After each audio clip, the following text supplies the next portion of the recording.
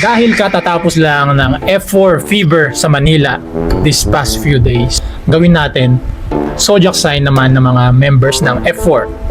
Isasama ko na rin yung kay Sanchay. Ayan, so sa number 1, of course, yung crush ng mga nanay at mga tita natin, si Jerry Yan o si Dao Mingsi. So pinanganak si Dao Mingsi noong January 1, 1977. Ilan taon na yun? 23 plus 49. Tama ba? 49 na pala si Dao Mingsi, bro. Di lata. Ang kanyang zodiac sign ay Capricorn. Ang Capricorn ay earth sign. Ang mga katangian ay seryoso, disiplinado, ambisyoso, tahimik pero may lalim at sobrang romantiko sa loob. Kaya siguro no, nung pansin nyo, pagka nasa public places si Jerry Yan o si Dao Mingsi, so parang ano siya, more of reserved. So that's why sabi dito seryoso. Yung pagiging Capricorn pala ni Jerry Yan ay naayon sa kanyang karakter na si Dao Mingsi. Ang mayaman, pasaway at suplado pero may malambot na puso sa loob. Okay, so yun yung sinabi dito na sobrang romantiko. Ang Capricorn ay kilala sa pagiging praktikal, determinado. Kaya naman si Dao Mingsi ay laging handang ipaglaban ng pagmamahal kay Sanchay. Talagang pinaglaban niya no, sa nanay niya. Yung iba dyan kasi pag na-operan lang ng ilang milyon ba yun na-oper kay Sanchay, baka sa inyo mga 5,000 lang, ayaw na kayo eh.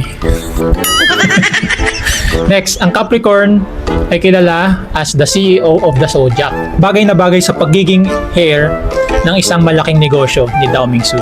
Fun fact, ang Capricorn or ang Zodiac sign ni Dao Mingsi ay ruled by Saturn, planet of discipline. Ayun. So kaya natural sa kanya ang pagiging seryoso at dedicated sa craft, mula sa pagiging modelo hanggang sa pagiging isang pinaka-maimpluwensyang Asian actors. So sa pagkakalam ko kasi si Dao Mingsi is single pa rin until ngayon. So maybe nasobrahan siya sa pagiging parang focused or pagiging seryoso sa craft niya. Pero anyways, yun pala yung zodiac sign ng isang Dao Mingsi. Next, si Vicchu, tama ba? O si Wazilei. Pinanganak naman siya noong June 9, 1981. Si Wazilei naman o si Vicchu ay isang Gemini. Ito ay air sign. Okay, so ang katangian ay versatile, communicative, malikhain, creative, fast learner, at may dalawang panig ng personality. So ano siya, parang two-faced, parang ganun. Tahimik, romantic, at mahilig sa violin. Ang Gemini ay may two sides, kaya naman si Wazilei ay tahimik, mahihain sa una, pero may malalim na emosyon at passion sa loob.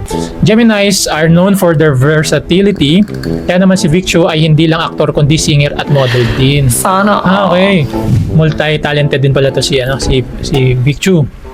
Fun fact, ito ay ruled by Mercury or planet of communication. Kaya natural kanya ang pagiging expressive sa pamagitan ng kanyang acting, pagkanta at pagtugtog ng violin.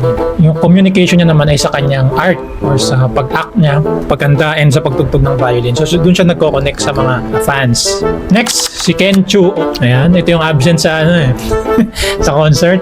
Ito naman ay pinanganak nung January 15, 1979. Capricorn, ang Earth, ito ay isang Earth sign. Ang mga katangian ay ambitious, practical, mature, disciplined, at natural na appeal. So parang parehas pala sila ni Dao Mingsi.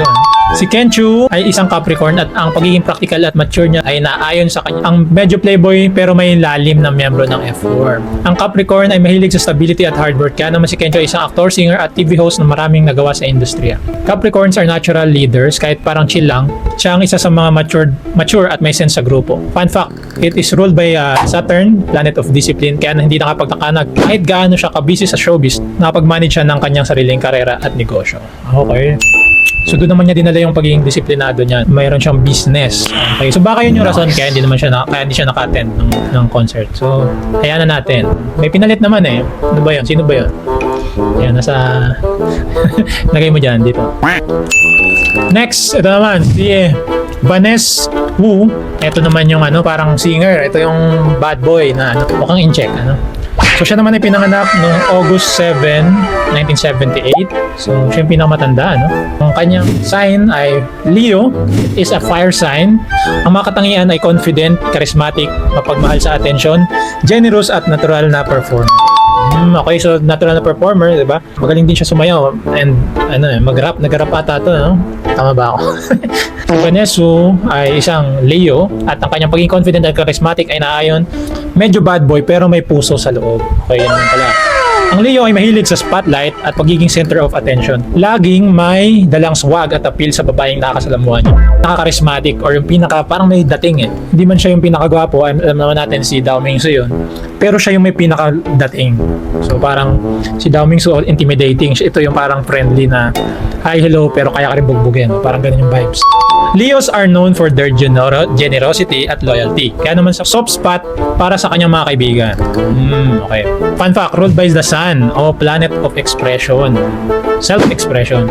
Kaya natural sa kanya pagiging performer mula sa pag-arte hanggang sa pagiging singer at dancer. Okay. Siya yung pinaka-talented, I would say. Nag-ano pa nga to sa ano eh. Yung parang got talent. Naging pa siyang parang host or judge. Ayan, dagdagan na natin to si Sanchai. O si Barbie Sue. Ayan, rest in peace kay Sanchai. Pero basahin na rin natin yung kanyang astrology. Si Barbie Sue o si Sanchai ay pinanganak noong October 6, 1976. Siya naman ay Libra o ito ay air sign. Ang mga katangian ay kaakit-akit, patas, diplomatic, strong-willed at mahilig sa harmony at katarungan. Okay. That's why, di ba, parang yung si Sanchai, ano siya, palaban. Pag alam niyang na, ano siya, naapi siya, no? Ang connection kay Sanchai, ang pagiging Libra ni Barbie Sue ay perpektong naayon sa kanyang karakter na si Sanchai. Mahirap pero matapang na babae, hindi natatakot lumaban sa effort at sa system. Hindi siya natatakot, no? So as long as tama, tingin niya tama yung pinaglalaban niya, ipaglalaban niya. Ang Libra ay mahilig sa fairness at balance. Kaya naman si Sanchai ay lagi nagtatanggol sa mga naapi at hindi nagpapabuli kahit kanino. Yung acting niya, parang hindi siya nag-a-act. Parang ganun yung vibes. Libras are natural peacemakers pero kapag naapi, kaya rin nilang lumaban. Katulad ni Sanchai na hindi takot sa F4. Fun fact, it is ruled by Venus, planet of love and beauty. Kaya natural ang kanyang charm at appeal. Kaya naman siya ang naging queen of Taiwanese dramas at isa sa pinaka-minamahal na actress ng kanyang henerasyon. Okay, I would say, no, si Sanchai talagang minahal natin yan and ilang beses yan nagpunta sa Pinas, parang nakailang punta yan eh, no? Pero mahal na mahal natin si Sanchai. Para natin siyang ano, no? Little sister yung dating or para sa iba, parang ano, anak na babae na matapang or friend na na matapang. No? So that's why talagang minahal natin yan si Sanchai. So RIP Sanchai. Yun yung signs ng ng mga nasa F4 and of course ni Miss Sanchai. So may katulad ka ba? Comment mo nga sa baba and bago ka mag-request, make sure naka-follow ka para mas mapansin natin yung comments mo. Hi Modern Pinoy fans, if na-enjoy mo itong video and you want to watch more, click here. And kung gusto mo namang lagi kang updated sa latest happenings sa internet, make sure to leave a like and subscribe sa baba.